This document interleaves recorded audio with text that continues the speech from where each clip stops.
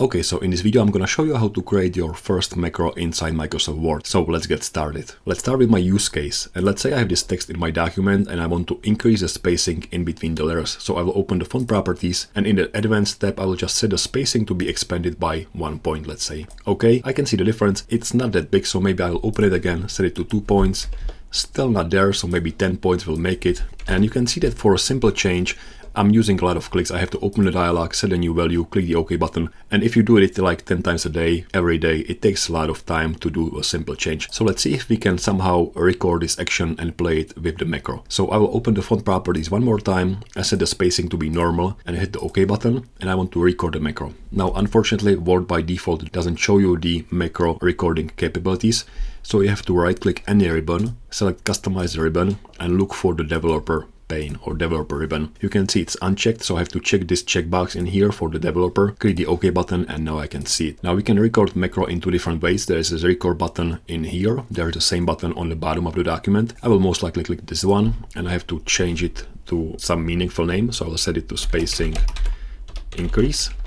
Should be fine. I can store a macro in this particular document, or I can store it for all the documents, which is probably the better option because it's not stored in this one document, it's just stored in like Word application, so I can use this macro all over again in any of my documents. I will click the OK button and now the macro is recording. So you can see it says stop recording or pause recording, which means something is recording. So I will jump into the home ribbon, open the font properties, and in the advanced tab I will set the spacing to be expanded by 1 point. Now one thing to notice, the cursor has changed to like arrow with the whatever it's like cassette, so it like looks like something is recording. But this is fine for me, so I'll jump into the developer again and stop recording. Now I can open the macros by clicking the macros button, and you can see we have the spacing increase macro in here being recorded. So I'll click the edit button and see the code. Now there's a lot of code. Basically everything that I've set in my dialog was being recorded, but I'm only interested about the spacing, which is this one. So everything else except for the spacing I'll just delete. And you will see we'll end up with a very little code, just saying that for the selection,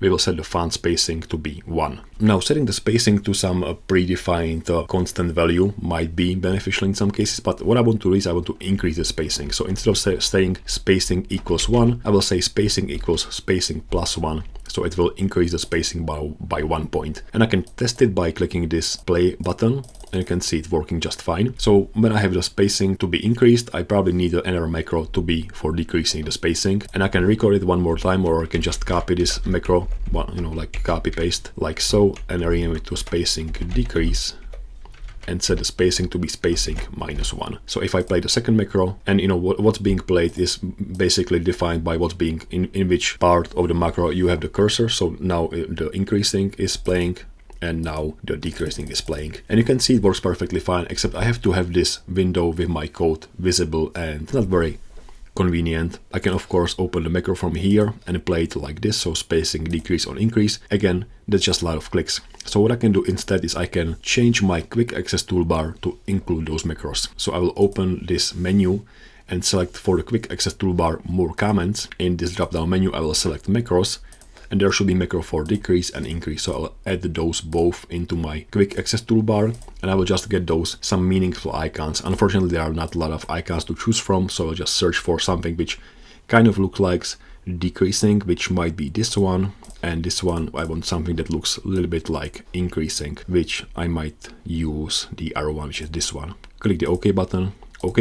And I should have 2 new buttons in my quick access toolbar, this is for decreasing the spacing, this is for increasing the spacing. Now I think that you should be fine with just having it like this. You've already saved a lot of time, because if you are using this feature multiple times a day, you are perfectly fine. There are some downsides of using the code like this, and that is if I just select one of the text, one of the word like so, and I increase the spacing, maybe I will decrease it for this one so it's more visible, then I select everything and I want to increase the spacing, we will see a problem, we will see an error, because we are trying to set the spacing based on the selection, but the selection has a different spacing for each letter, actually, because for each word. So we can solve it in multiple different ways. One of the ways how to solve it will be just to completely ignore the problem. So we will say on error, if there is error, resume next, which basically means if there is error, just don't do anything, continue with the code and don't show any kind of error. So if I try to play the space increase, which is this one, you will see nothing happens, but we don't see the problem, which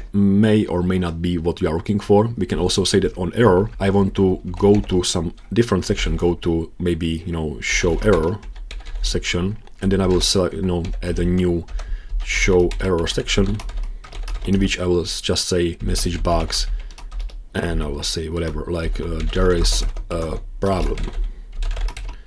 Let's see what this does. So I will just play it and it will show me there is a problem. Probably the best way how to solve it would be to just not show any error message, but try to increase the spacing per character. And we can also do it in a very simple way. So let me just get rid of this one and that one.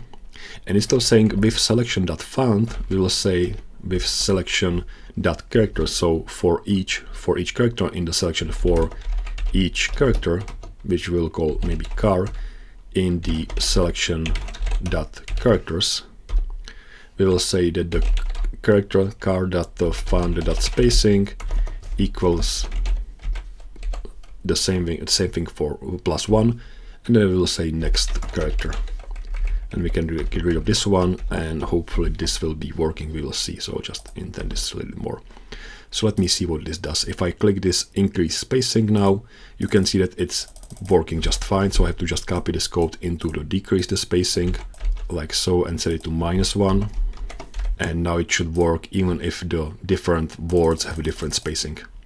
And that's pretty much it. That's how you record your first macro and how you update it or change it for your needs. And again, hopefully save some time. Thank you for watching. If you have any questions, feel free to let me know in the comments, and thank you for watching. See you next time. Bye.